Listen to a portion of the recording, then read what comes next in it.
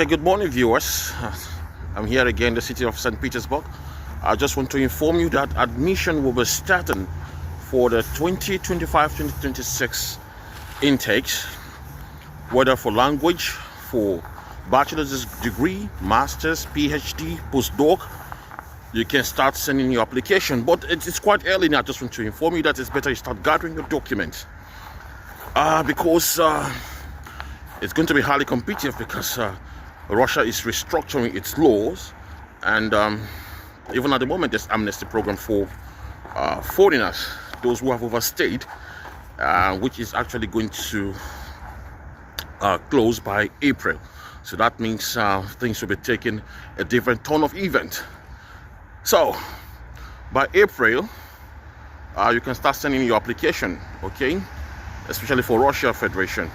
And also for those of you who are actually been asking me for admission in Serbia and other neighboring countries, even Malta, Kazakhstan, Azerbaijan, and the likes, I'll need to inform you that start gathering your document.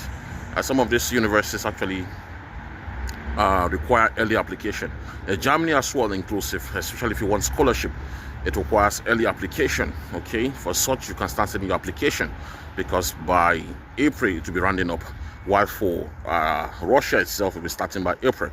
Okay, so keep watching, keep subscribing. If you have questions, we can always have a webinar. Okay, I'm going to put a link of the webinar for us to have this, conference where I can answer some of your questions, directly. And also those who actually, I've always advised people to ensure that when they come to Russia to study, they should study, because it is the easiest, in fact the best route, for you to have your permanent residence. You don't have to start lobbying or going through back corners, which eventually might be nullified someday. Imagine those people who actually went through the sham marriage, arrangements. It's very difficult for them now to renew their document. The highest you have is for you to have a 1 year, what they call it, Bosnia visa, which is 1 year visitor's visa, and after that it becomes very difficult. And those who have already, how do I put it, already divorced, thinking that after the sham marriage you divorce and the next thing is you need to apply for document. The new law states that from January this year, which has already started, if you're divorced, that means you cannot renew your documents, you cannot renew your stay, whether permanent or temporary, and you cannot, definitely you cannot have the Russian citizenship. So I always implore people to go to the best route, which is through education. Aside that, you can also through employment. Okay, so our employment, of course, recruitment has ended, and very soon we're going to get result, and after that we're going to start the next phase for those who are really interested in working.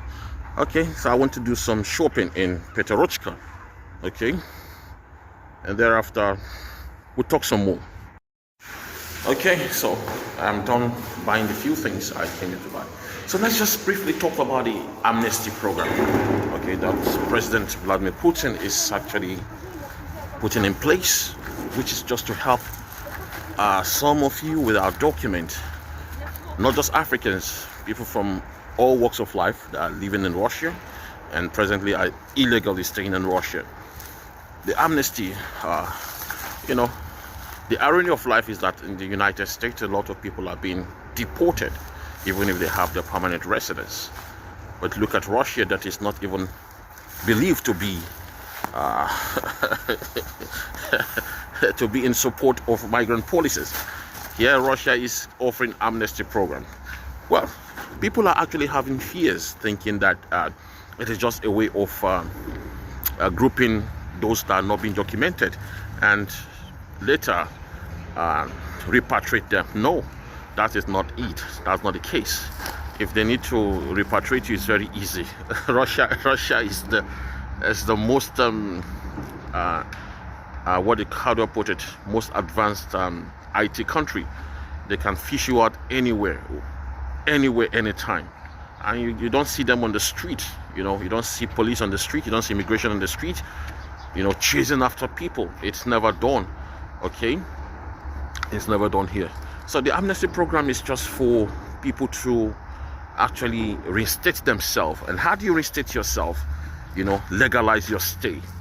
Okay, in this case, biometric is essential. You know, a lot of people have infiltrated Russia, you know, in terms of this chaotic problem we're having, you know, with other countries. And because of this, they need to actually monitor a lot of people coming in, you know, understand their purposes, so that it will be very easy for the Russian government to fish out the bad eggs. So it's important. Just all you have to do to reinstate yourself, to legalize your stay, is, I don't know the medium, but definitely you should have your medicals on ground. You should have a copy of, if possible, copy of your Russian language diploma. That is an evidence that at least you can speak, you can write. You should also have your migration card. You should have your, of course, your passport. If it's expired, try to renew it. In some instances, you will need a legal entity or a Russian or a company, you know, to stand as guarantor for you. Okay, from the rumors I'm hearing, it's not really a stated fact. From the rumors I'm hearing, you need a legal entity, a company, or Russian individual to stand as guarantor for you. Okay, so in some cases it could be difficult, in some cases it's very easy. This amnesty program will actually end by April, so it's very important for foreigners, especially Africans, to ensure that they grab this opportunity, okay, so as to reinstate themselves and start living legally. We don't know what will happen after that, okay, but it's important you follow the rules of the law, okay, and do things appropriately.